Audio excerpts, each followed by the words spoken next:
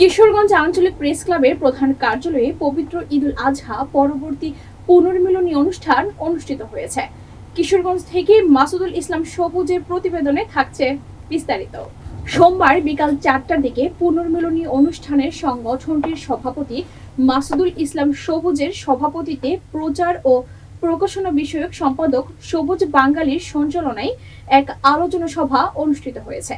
এ সময় উপস্থিত ছিলেন কিশোরগঞ্জ আঞ্চলিক প্রেস ক্লাবের সাধারণ সম্পাদক ও নিউজ 21 বাংলা টেলিভিশনের প্রতিনিধি মোফাজ্জল সরকার, সিনিয়র সহ সভাপতি ও যায় যায় দিন পত্রিকার প্রতিনিধি মহিউদ্দিন লিটন, সাংগঠনিক সম্পাদক ও দৈনিক গণতন্ত্র প্রতিনিধি সৈয়দ আলিউজ্জামান মহসিন, দপ্তর সম্পাদক মাহফুজুর রহমান সজীব, সমাজ কল্যাণ বিষয়ক সম্পাদক কৃষ্ণ কেশব সাহা, সদস্য ফেরদৌস খান জজ সহ অনেকে।